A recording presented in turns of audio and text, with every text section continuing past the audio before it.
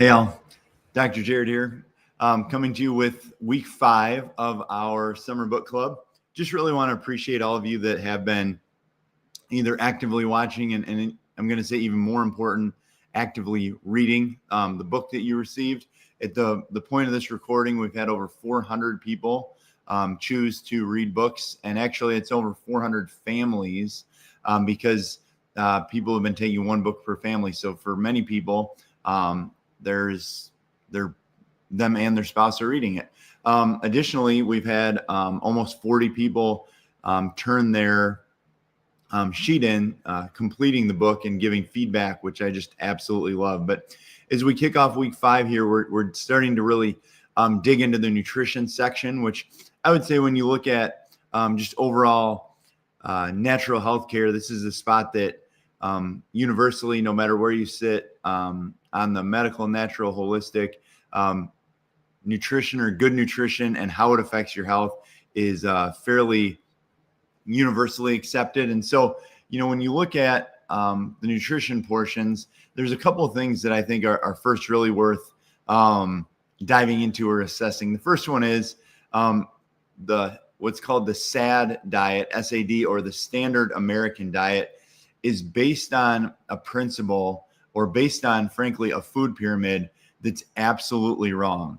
That had very similar to pharmaceutical companies. It had industries that were investing money or paying for things to be changed, if you look back at the history of it. But, just not separating health food versus unhealthy food, whether that's meats, fats, proteins, is one way that's really going to, I'm going to say, confuse people. But additionally, having grains or refined carbohydrates be the number one thing expected to be consumed in a food pyramid is a recipe for disaster for a country that has a massive amount of type 2 diabetes, for not genetic obesity, which is different, but a country where children are actually reaching unhealthy levels of weight even faster than adults. So the younger generations are being affected. And why are they being affected? Well, companies are allowed to pay to false advertise. So for instance, one that's always stuck with me is when I believe it's the company Oscar Mayer, whoever makes Lunchables, they're allowed to pay millions of dollars and then be listed a Lunchable, which is absolutely terrible for kids, as a healthy food or something on the children's diabetes website. And you look at a Lunchable, it's got highly refined grain, it's white cracker, white flour, some sort of processed meat that's incredibly cheap, has sugar and other chemicals injected into it. It's not a lean meat or a dense meat. Typically some sort of processed or semi-fake cheese, and then a treat, a refined snack. And somehow that can be marketed to parents as healthy. And as you can imagine, it's just not a good plan.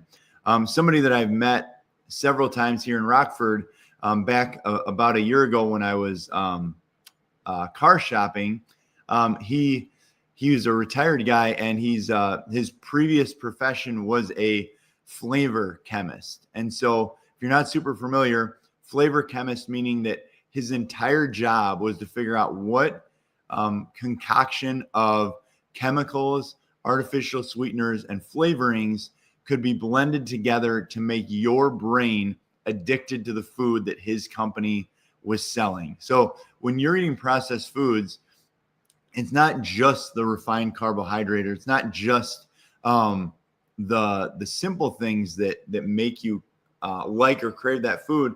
Companies are allowed to put thousands of different chemicals into processed foods that make you addicted. And the first and most popular one that I would bet everybody that's watching this has heard of is MSG.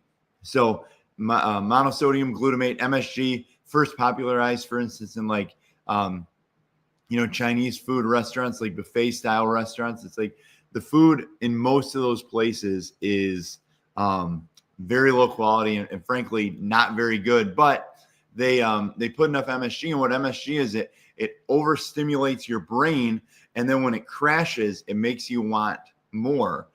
similar to how certain artificial sweeteners work and a variety of other chemicals, but that causes you to overeat. It causes you to want something that's not healthy, that your brain doesn't want.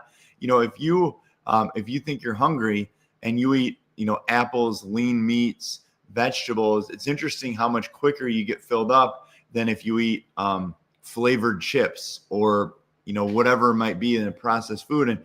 And what it leads to is overconsumption, overeating, which can of course cause weight gain, can cause hormone imbalances, can cause disease. And so, as you look at your own personal nutrition, the first thing that I would look at is, do you have a defined expectation for how you eat, what you eat, when you're eating it? Max Living has for almost 20 years now defined their nutrition programs with core and advanced plans. And so core and advanced plans, if you need more information on that, or if you haven't gotten to this part in the book yet, but they're outlined in the appendix starting on page 220 of the book. So if you go back in your appendix in the back section of the book, page 220, but core plan being always trying to eat a little bit better. Advanced plan being a stricter eating plan if you're trying to lose weight, balance hormones, lower your blood sugar, just be extremely healthy. That's more of a restrictive plan, where the core plan isn't as restrictive but allows for more.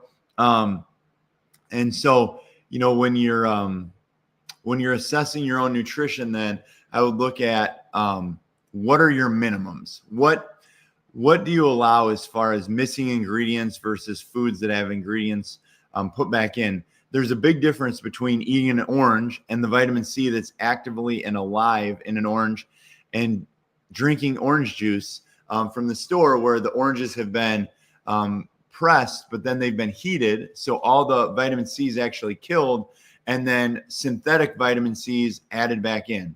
Much different in your health, much different in the processing, much different in the usage. And that would just be one example. If you look at oatmeal, Quaker Oats or whatever the instant oatmeal, they've taken most of the healthy part of the oat out, which would be where like why overnight oats take so much longer to cook, and they've just kept the carbohydrates. So what nutrients have been taken out, what have been added back in? If you look at breads, that have certain nutrient levels, a lot of times most of that is synthetically added back in. And so what do you allow? And one thing that many of your doctors and team have done in their own lives is have certain minimums. So like some of the minimums that I personally look at is 3 to 4 days a week, no solid food in the morning. So a protein shake, the Max Living, either Pure Path or whey protein in water, and or just bone broth. So just bone broth heated up. So getting some protein, getting some minerals, getting a small amount of healthy fats, but just continuing on an eating program with not any solid food. So allowing my digestive system to stay clean. No sweets at night, or no eating after a certain time, having a certain amount of time where you intermittent fast, like no eating between 7 and 7 or 8 and 8. What do you allow yourself when you eat out? Like if you go to breakfast, do you allow yourself processed foods, or do you keep it to, hash browns, omelets, eggs, whatever it might be, versus pancakes, French toast, so on and so forth?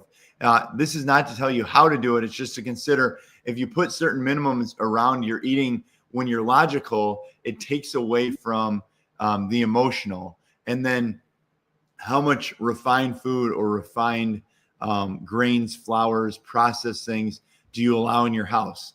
What do you allow yourself or your family to buy at the grocery store? And so these are things, if you really just look at how do you get 1% better every day. And from our original book, The Cruise Ship and Nursing Home, one of my favorites was the add-in rule. So if you're having trouble cutting certain things out, one of the ideas was to add something in first. So for instance, before you allow yourself to eat pancakes or toast or whatever, require yourself to eat a piece of fruit so you'll fill up faster, or require yourself to eat a certain amount of protein in the morning before you eat the refined stuff. And so adding in is going to add to your health. And you can also help with adding certain vitamins, like a men's, women's, or kids multivitamin, or a variety of things like that. So hope you're enjoying the book. Appreciate your interest and intent to be healthier. Have a very blessed day.